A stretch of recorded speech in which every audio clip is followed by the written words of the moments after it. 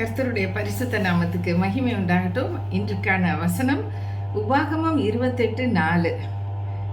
உன் கர்ப்பத்தின் கனியும் உன் நிலத்தின் கனியும் உன் மாடுகளின் பெருக்கமும் உன் ஆடுகளின் மந்தைகளுமாகிய உன் மிருக ஜீவன்களின் பலனும் ஆசீர்வதிக்கப்பட்டிருக்கும். ஹல்லேலூயா. இது ஒரு ஆசீர்வாதமான ஒரு வார்த்தை பாருங்க. ஆண்டவர் எல்லாத்தையுமே ஆசீர்வதிக்கணும்னு நினைக்கிறாரு. நமக்குள்ளதெல்லாம் ஏன் அவருக்கு அப்படி ஒரு ஆசை நம்மளை ஆசீர்வதிக்கணும்னு? ஏன்னா நம்ம அவர் கட்டளைகளை மீறாம அவருக்கு ஒபீடியண்டா இருக்கிற ஒரே காரணத்தினால எல்லாமே நம்ம தொட்டதெல்லாம் தொடங்கும், தொட்டதெல்லாம் வாய்க்கும். அந்த மாதிரி உள்ள லெவல்ல அவர் கொண்டு போறாரு. அந்த 28:1 கடைசி பகுதியில் எப்படி போட்டிருக்குன்னா, தேவனாகிய கர்த்தர் பூமியில் உள்ள சகல ஜாதிகளிலும் உண்மை மேன்மையாக வைப்பார்.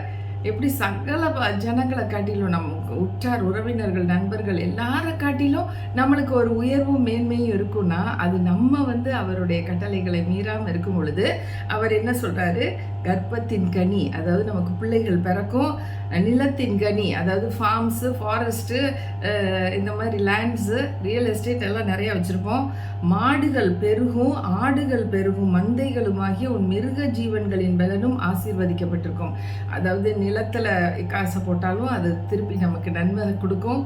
ஆடு மாடு வாங்கி விட்டாலும் அதோட பலன் அதிகமாக இருக்கும். பிள்ளைகளும் பெருகுவாங்க. எல்லாவற்றிலும் யோபு அப்படி தான் ரொம்ப ஆசீர்வதிக்கப்பட்ட ஒரு மகனாக இருந்தார். ஏன்னு சொன்னால் அவர் ஆண்டவருக்கு பயந்து அவர் சன்மார்க்கனும் தேவனுக்கு பயப்படுகிற வருமாய் இருந்தார். அதனால அவருக்கு அவ்வளோ ஆசீர்வாதம். இன்னைக்கு நீங்களும் நானும் ஏன் ஆசீர்வாதம் இல்லாமல் இருக்கோம் அப்படின்னு நினச்சி பார்த்தா, நம்ம கட்டளைகளை ஏதோ மீறுறோம்.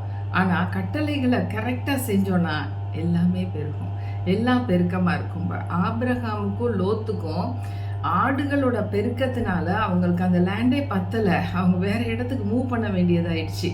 அதனால வேற நீங்கள் ஒரு பக்கம் நான் ஒரு பக்கம் போகிறேன்னு சொல்லிட்டு ஒரு டைமுக்கு வராங்க பார்த்தீங்களா? அந்த அளவுக்கு பெருக்கம் இருக்கும். கர்த்தருக்கு ஸ்தோத்திரம். ஹல்லேலூயா. இப்படிப்பட்ட ஒரு ஆசீர்வாதமான ஒரு வாழ்க்கை தான் கிறிஸ்தவர்களுக்கு கர்த்தர் கொடுக்க ரெடியாக இருக்கிறாரு.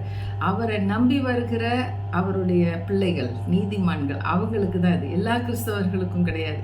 கிறிஸ்தவர்கள்லேயே மோசமானவங்களும் இருக்காங்க, ரொம்ப ரொம்ப நல்லவங்களும் இருக்கிறாங்க. அதனால நம்ம ஆண்டவரை நம்பி கர்த்தருக்கு ஏற்ற வகையில் வாழுகிற அப்படிப்பட்ட நீதிமான்கள், அப்படிப்பட்ட தேவ பிள்ளைகளுக்கு நிச்சயமான ஆசீர்வாதங்கள் உண்டு. அப்படிதான் வேதம் சொல்லுது. நம்ம இன்னும் ஆசீர்வதிக்கப்படாமல் இருக்கக்கூடாது. நம்ம கட்டளைகளை மீறாமல் ஆண்டவர் என்ன சொல்லியிருக்காரோ அதன்படி நான் செய்வேன். அப்போ நான் ஆசீர்வாதமாக இருப்பேன். கர்த்தருக்கு மகிமை உண்டாகட்டும். ஒரு வசனத்தில் சொல்லியிருக்கு பாருங்க, நீ உன்கிட்ட எது இருக்குதோ அதை நீ கர்த்தருக்குன்னு கொடு. உன் வீட்டை கொடுக்குறியா, உன்னோட காட்டை கொடுக்குறியா, உன்னோட கணவரை கொடுக்குறியா, பிள்ளைய கொடுக்குறியா, எதை வேணாலும் கொடு. கர்த்தர் உன்னை ரொம்ப ஆசீர்வதிப்பாரு. அப்போ நாங்கள் 2வது ஒரு வீடு கட்டியிருந்தோமா, அந்த வீடை நாங்கள் ஊழியத்துக்கு கொடுக்குறோன்னு சொல்லிட்டு இன்னைக்கு வரைக்கும் அது ஒரு ஆலயமாக தான் நடக்குது.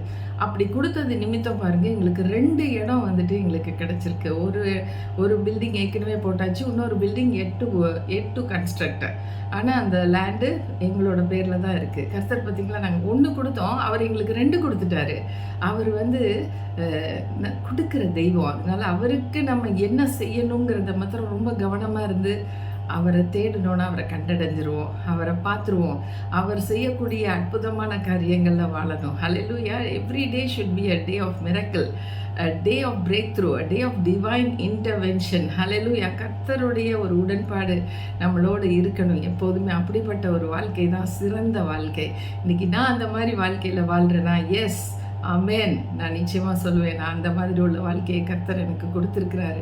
கர்த்தருக்கு மகிமை உண்டாகட்டும். எங்கள் பாட்டிமா காலத்திலேருந்து இப்போ வரைக்கும் எனக்கு தெரிஞ்சு கர்த்தருக்கு பயந்து நாங்கள் வாழுகிறோம். கர்த்தர் எங்களை ஆசீர்வதிச்சிருக்கிறாரு. ஆமேன். ஹல்லேலூயா. நம்ம ஜெபிக்கலாம்.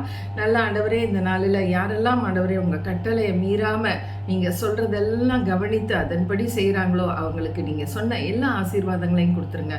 28ஆம் அதிகாரம் உபாகமம் புஸ்தகத்தில் 1-14 வரைக்கும் இருக்கக்கூடிய அத்தனை ஆசீர்வாதங்களையும் நாங்கள் சுதந்திரித்துக் கொள்கிறோம். ராஜா தேவரீர், எங்களை ஆசீர்வதிங்க, பாதுகாத்து கொள்ளுங்க.